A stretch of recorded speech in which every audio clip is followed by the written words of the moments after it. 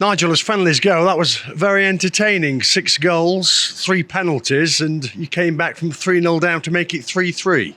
Yeah, it was certainly an entertaining game. I thought the quality that they have, the golfing quality, showed at times. I thought we started well, first 15, 20 minutes, and when they got the first goal, then they really got on top. And 3-0 up at half time. But we hung on in there, got one back, and then anything happens from that. And if Reece scores his penalty, you never know. Yeah, you pulled it back to 3-1 on 61. Lovely work by Dwyer initially, wasn't it? Playing it to Hewitt on the right-hand side, and then Mariah Welch with a lovely finish. It was the first time one of our strikers has stopped the ball in 61 minutes, I think, and hence it led to a goal. And it was a good running without the ball, good ball down the line, everything. Very, very good team goal it was. Yeah, you had that missed penalty. Well, you didn't miss it. It was saved by the goalkeeper on 73. And then at the other end, a good save by Roberts one-on-one. Yeah, we got caught and just a little bit of good ball and a pace. And he stands up. He's a big lad and he makes himself big in those situations. It was a very, very good save. He obviously had no chance with the goals today, so he made 2 or 3 important saves apart from that. And then 2 goals in quick succession.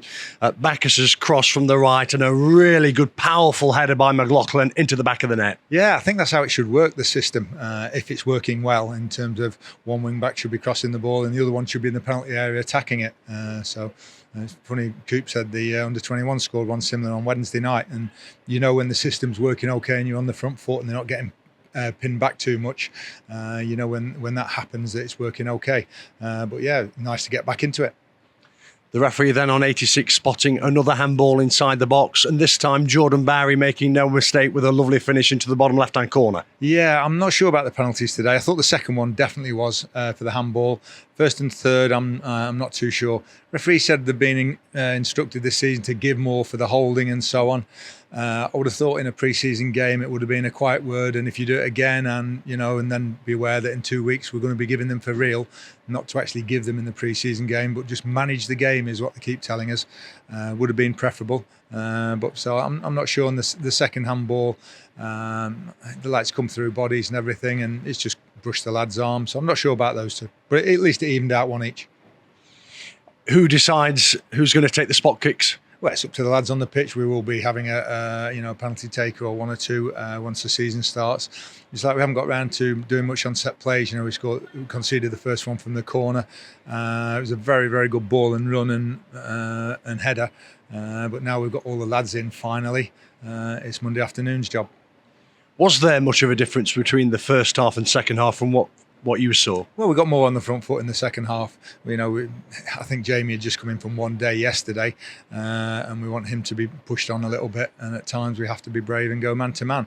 We did that in the second half more. It coincided probably with them, bringing a few off. But we got back into the game at that point, and we'd started the game well, even against their more first choice side. So it's more the principle of how we want to play.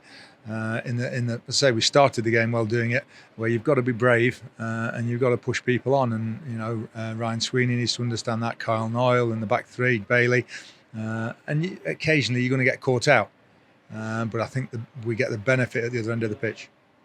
Middlesbrough are doubtless the best side we've played so far this season. What do you learn against playing against the side of Middlesbrough's quality? You see the movement. They're a week behind us physically as well.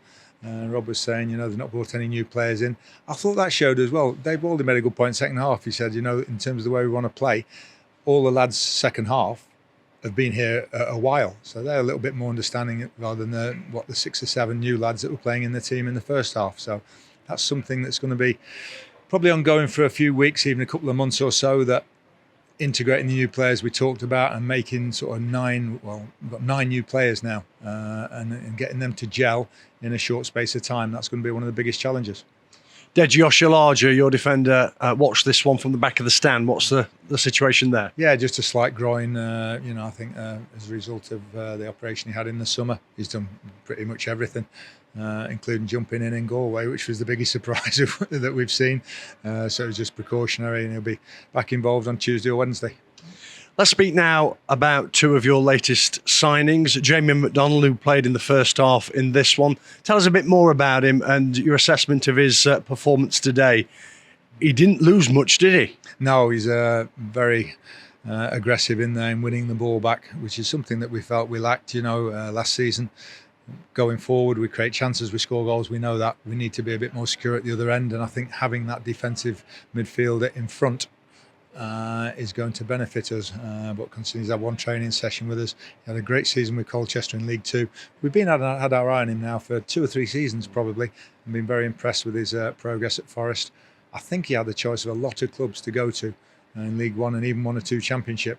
But he's chosen to come to us, and you can see hopefully even in the first 30 minutes or so the benefits he's going to bring. A little bit behind in because Forest obviously didn't start back, with them starting 2 weeks after us, but he'll build up with the minutes and everything, and I think we've got a very, very strong midfield at the moment.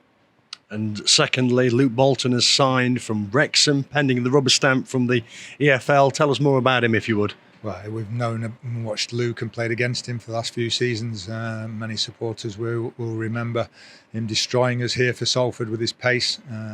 Plays up the middle or on the right-hand side. Just another one to add to that forward pool that we've got. Only 25 years old. Once again, he's got pace, he's direct, can score and can make goals as well. You see when Reece comes on, Reece Oates, and he causes problems straight away. I think Luke's in that sort of category. You seem to be signing players who can play in numerous positions. It gives you real options. Yeah, we're going to try and keep them in their best favourite positions as much as we can, but inevitably there'll be times when they have to adapt and be flexible, and Luke is one of those players that can do that. But incredibly delighted with the squad we've got, and also the fact that we've got it in place with 2 weeks to go before the season starts. Yes, a couple of lads are behind, but to have them all in place 2 weeks before to work with, I think is going to be very important. And of course, most importantly for you, next week, everybody be here for the team photo. Yeah, it always helps, doesn't it? It does. Any news on Joe Gardner, who was injured at Sligo last week? Yeah, he got a scan. It's pretty much as Tom the physio thought. It's going to be around the 6-week mark. Excuse me, ankle ligament damage. He just got caught and he twisted and everything. And Tom was obviously straight in touch with Forest, and we've agreed the treatment plan, the rehab plan with him. He'll keep his foot in a boot for a little while, but even in the 3 days, it's improved. So I think if we get one, it'll be after the international break that he'll be ready again. Big blow for him when he only signed 2 days before, but hey, you're going to pick these up. To only have one at this stage is also extremely pleasing for everybody at the moment, considering what we've had in previous seasons. Something you just can't legislate for, isn't it? No, it's one. The trip was perfect for 4 days, apart from a one bad tackle, and it's just one lad's poor decision. He apologised. The manager went straight away. He apologised. They didn't want that sort of thing. It's football. It happens. Finally, transfer-wise, you've made what seemed to look like some very impressive signings. How many more? 1 or 2? No, I think we're done. Unless somebody gets injured or something exceptional comes up. I think we're extremely happy with the squad we've got at the moment. Or if somebody goes, I think we've got good numbers. You see today, the team below the team. There's Deji to come back into this, and Luke Bolton, and Joe Gardner when he's fit. So if everybody stays fit, I think we'll give it a go and see how we are with these players.